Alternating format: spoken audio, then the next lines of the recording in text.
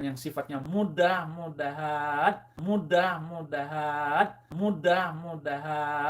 tetapi keselamatan yang pasti. Refleksi Paskah agar saudara-saudara murtadin semakin kokoh di dalam iman. Dan saudara-saudara yang belum mengenal Yesus Kristus, segera datang. Dia telah menyiapkan tempat yang bagus di sorga bagi siapa saja yang mau datang kepada dia. Yesus itu. Saudara-saudara, Yesus bukanlah manusia yang menjadi Allah. Yesus adalah Allah yang bersedia menjadi manusia.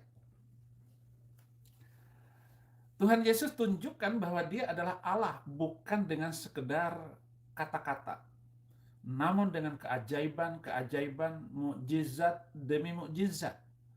Ajaran-ajarannya yang sungguh mulia, bahkan ajaran yang paling mulia dari semua ajaran teologi manapun. Lebih tinggi dari falsafah manapun, lebih humanis dari ajaran humanisme manapun. Maka Yesus Kristus itu paling dahsyat. Ya, paling dahsyat. Dan bunyi yang paling kuat adalah perbuatlah perbuatan dan tindakan-tindakan dan teladan. Dan teladannya penuh cinta kasih. Dan yang paling dahsyat adalah cinta kasih itu sendiri. Sabar, rendah hati, lemah lembut, memaafkan, mengampuni, sangat pengertian, sangat memahami kelemahan-kelemahan manusia dan manusiawi dari kita manusia. Dia selalu menolong, selalu membantu kita yang lemah. Action speak louder than words. Tindakan itu lebih nyaring daripada kata-kata. Nah, lebih. Maka ketika Anda terima Yesus Kristus, makin tua makin menjadi, makin tua makin cerdas. Makanya Yesus itu membuka telinga manusia agar datang kepada dia. Berbuat itu jauh lebih kuat daripada sekedar berbicara. Bahkan bukan hanya itu saja. Bahkan Yesus tetap berbuat baik kepada orang-orang yang membencinya. Tuhan Yesus tetap berbuat baik kepada orang-orang yang berencana membunuhnya. Padahal dia sangat tahu isi hati mereka. Dia sangat tahu bahwa orang-orang itu membencinya dan berniat jahat kepadanya. Dia sungguh tahu hati manusia. Namun dia tetap mengasihi orang-orang ini dan tetap berbuat baik kepada orang-orang ini dan juga kepada semua orang. Dan puncaknya adalah dia rela menderita, disiksa, dianiaya, dihina, dan dibunuh di kayu salib. Padahal dia mau dalam 1 detik saja bisa lolos dari semua amukan massa. Enggak seperti Ade Armando, kalau enggak ditolong polisi, innalillahi wa inna ilaihi rajiun. Yesus bisa dalam 1 detik meloloskan diri dari keadaan semacam itu karena dia Tuhan. Dia itu Tuhan.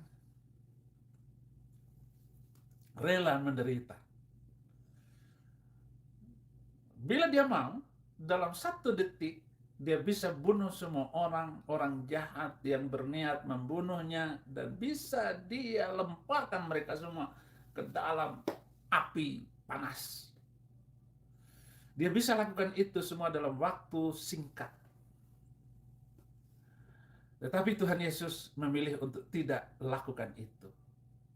Dan Tuhan Yesus memilih untuk tetap pada rencana awal tetap pada tujuan awal, kenapa dia dari sorga turun ke bumi, yaitu menjalani semua proses yang sangat berat ini, yang penuh penderitaan ini.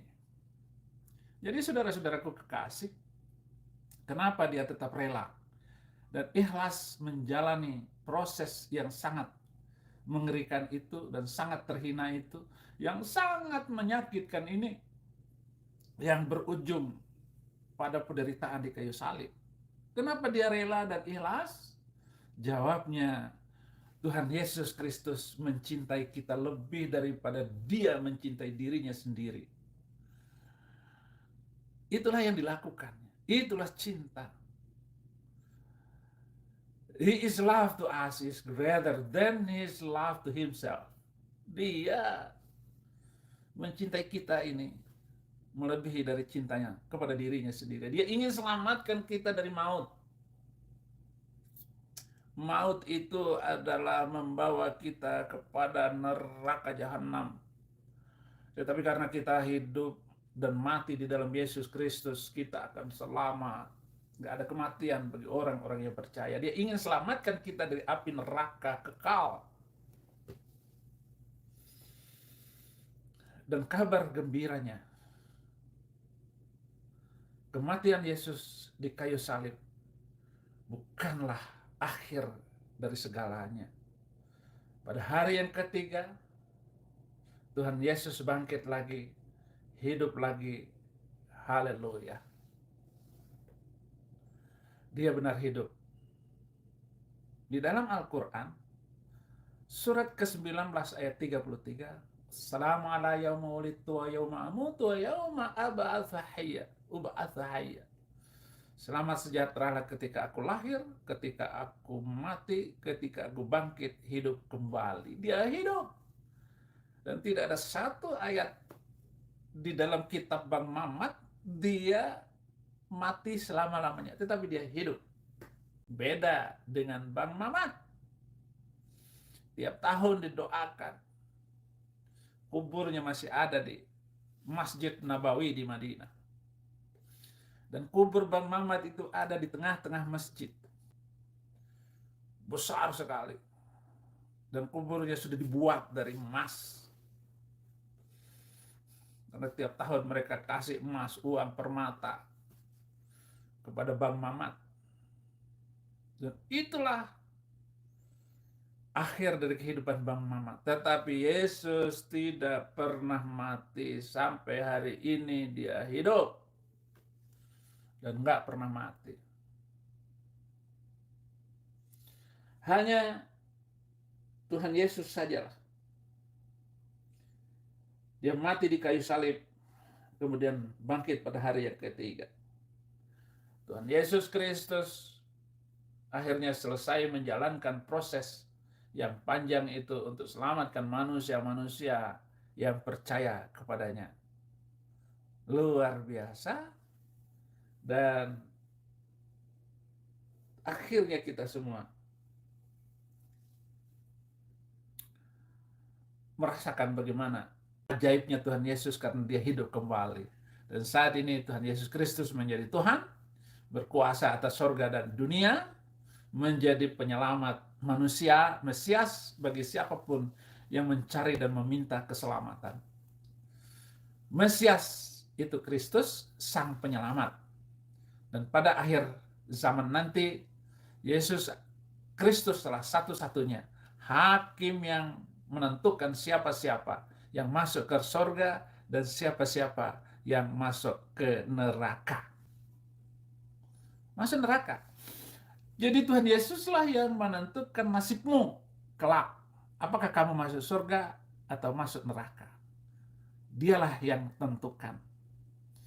Yesus adalah Allah sang pencipta.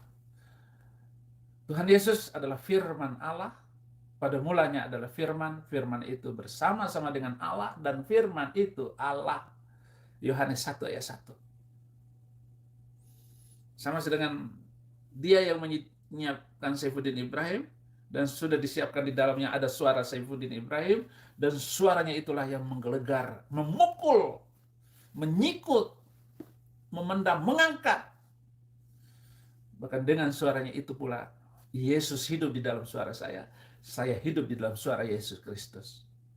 Ya, silakan komen saudara-saudaraku yang kadrun, silakan berbicara apa saja. Lu mau ngomong apa saja tentang saya, berbicara apa saja tentang saya, itu hak masing-masing.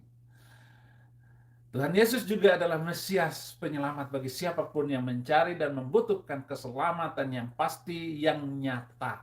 Bukan keselamatan yang sifatnya mudah-mudahan, tetapi keselamatan yang pasti, yang pasti, yang pasti, yang pasti, yang pasti.